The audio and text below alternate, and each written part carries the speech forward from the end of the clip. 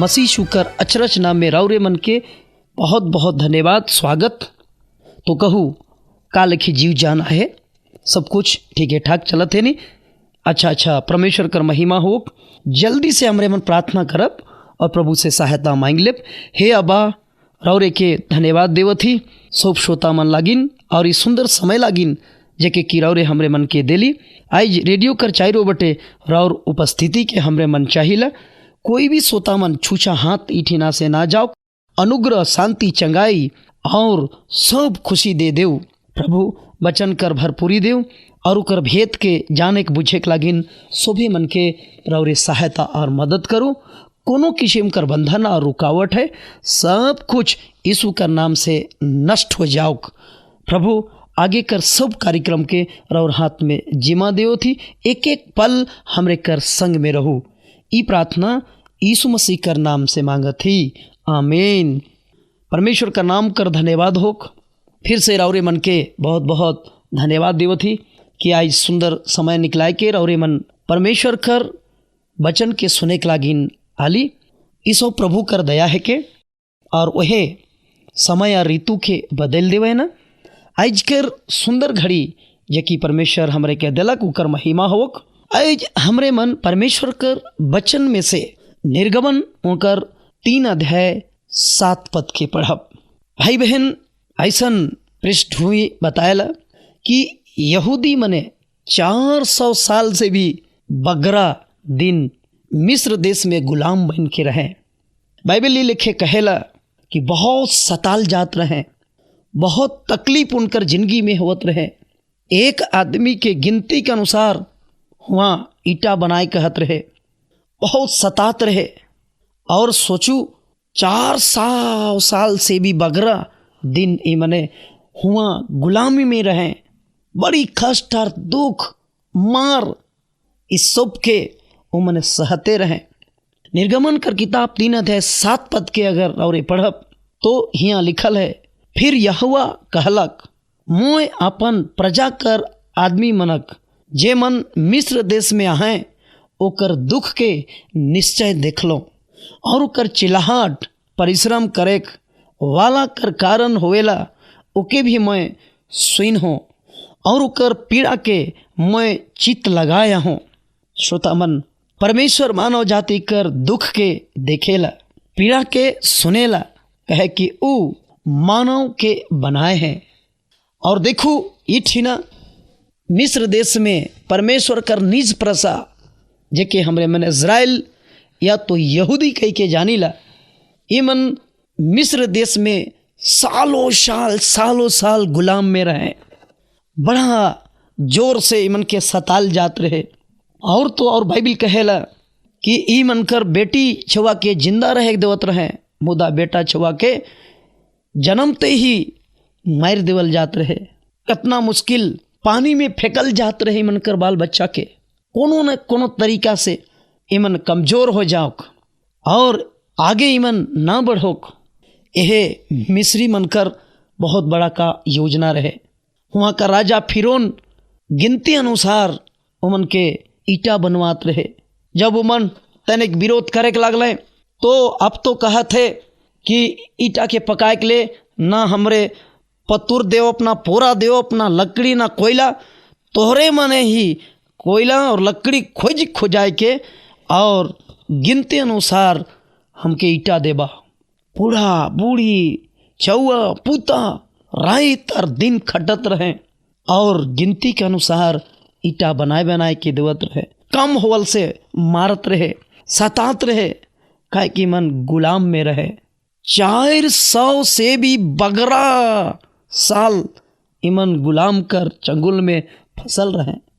लेकिन बाइबिल बताएला कि परमेश्वर जो हमरे के मानव जाति के बनाए हैं वो हमरे कर कुहुके के, हमरे कर कुहरेक के, हमरे कर कष्ट के सुनेला देखेला। और प्यारो भाई बहन देखो आप स्वर्ग छोड़ के वो उतर के आलक। अगर औरे निर्गमन 3 अध्याय होकर 9 पद 11 12 ऐसा पढ़ते जाप तो परमेश्वर उतर क्या है और मूसा नबी के कहे के लागलक। वो बेरा नबी नहीं रहे, चरवाहा रहे। भेड़ बकरी के जंगल में चरात रहे, वो भी अपन नहीं, अपन ससुर कर भेड़ बकरी के चरात रहे। ओहे बेरा एक दर्शन जंगल कर भीतरे ओके परमेश्वर देखालक।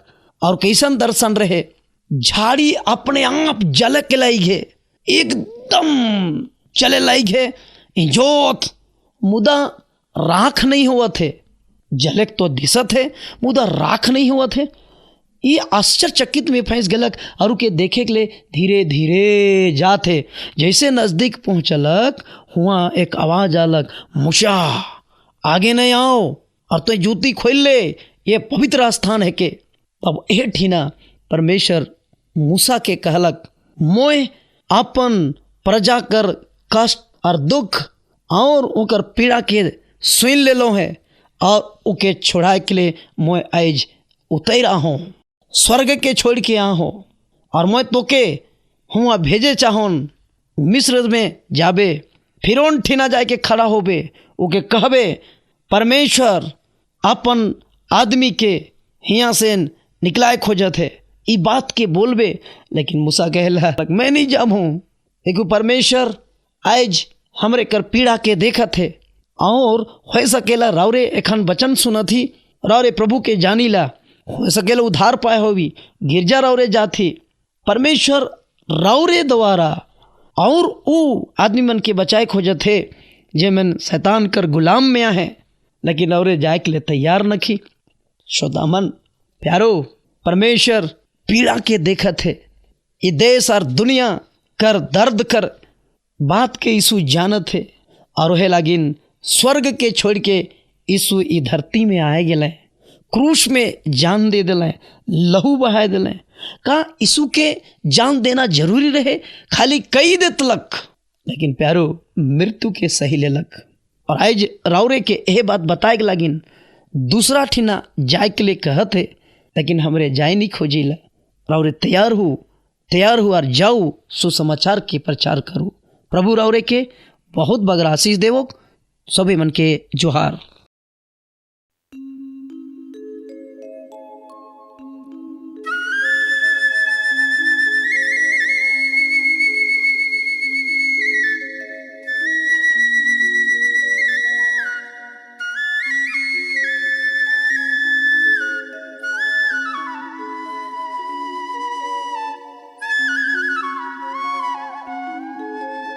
हाय रे ये दया सुगाल खेजिवायु नेला धरते ही कर माया मोह छूटेला सुगाल खेजिवायु नेला धरते ही कर माया मोह छूटेला सुगाल खेजिवायु नेला।